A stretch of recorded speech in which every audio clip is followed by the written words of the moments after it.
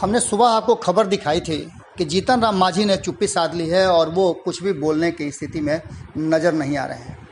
कुछ दिनों का मौन व्रत रखा है, जिसको लेकर के बिहार की राजनीति में थोड़ी ठंडापन आ गई है। लेकिन जीतन राम मांझी कितने समय तक चुप्पी करके रखेंगे, क्योंकि बिहार की राजनीति में जो घटनाएं हो रही हैं और जिस तरह की घटनाएं हो रही हैं, उस तरह की घटनाओं में कहीं ना कहीं जीतन राम मांझी की चुप्पी पर प्रश्न उठने लगे थे। आपको बता दें, जीतन राम मांझी अपने मुखर अभिव्यक्ति के लिए जाने जाते हैं। एक बार फिर से जीतन राम मांझी ने जिस तरह के सवाल खड़ा किए हैं और जो चुप्पी तोड़ी है, उसने बिहार की राजनीति में एक बार फिर से चर्चा का छेड़ दिया है।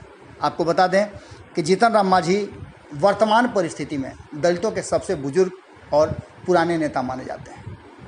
कहा यह जाता है कि जीतन राम मांझी लगातार अपने समाज के लिए खड़े नजर आते हैं। हालांकि और भी कई नेता हैं, लेकिन अचानक से बिहार में जिस तरह से दलित और मुस्लिम राजनीति को लेकर के, इस समाज को लेकर के कुछ दिनों में बयान आए हैं या फिर दोनों के बीच में खटास पैदा करने की कोशिश की गई है, जैसा कि जीतन राम मांझी का कहना है, उसमें लोग सक्सेस नहीं होंगे। अगर कोई भी इस तरह का प्रयास करता है, आप ध्यान रखिएगा इस बात को, जीतन राम मांझी ने कहा है कि कोई भी ऐसा प्रयास करता है तो उसे बख्शा नहीं जाएगा और न तो वो सफल होगा। आपको बता दें कि साफ तौर पे पूर्णिया की घटना, जिसकी हम चर्चा आज सवेरे भी कर रहे थे, उस घटना पर जीतन राम मांझी ने अपनी चुप्पी तोड़ी है। उन्होंने साफ तौर पे कहा है कि मुस्लिम समाज के लोगों ने दलित समाज के भाइयों के पक्ष में खड़े होकर ये बता दिया है कि इस सूबे में यानी बिहार में दलित मुस्लिम एकजुट हैं और यहाँ किसी भी तरह का किसी का दाल गलने वाला नहीं है।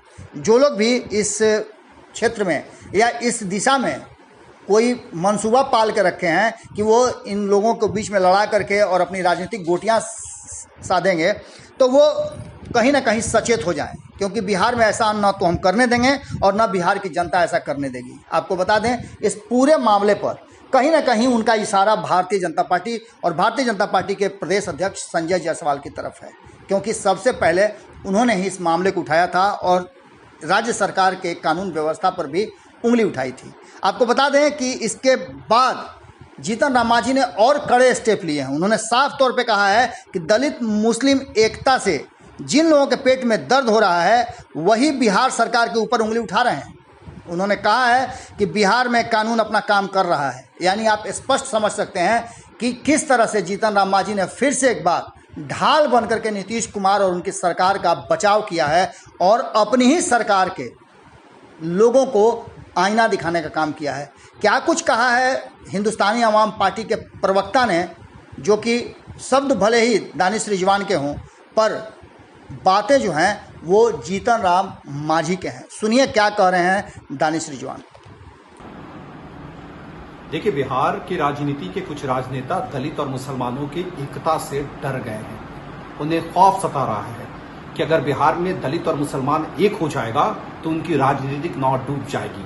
इसलिए दलितों और मुसलमानों के बीच में लड़ाई लगवाने के लिए ऐसे बयानबाजी दे रहे हैं जिससे समाज में एक तरीका का विरोधाभास पैदा हो। मैं वैसे राजनेताओं को, चाहे वो किसी दल के हों, सचेत कर देना चाहता हूं कि आप दलित और मुसलमानों की यूनिटी को मत तोड़िए। ये आग है, चल जाइएगा। अगर ये वीडियो पसंद आई और वह बिहार के राजनीति और बिहारियत से सरोकार रखेनी तो सब्सक्राइब बटन दबा के चैनल के सब्सक्राइब कर ली। ओजे एगो घंटी बा, ओकरा बटन दबा देला से कुल सटीक और मारक खबर रुआ मुफ्त में मिल जाई।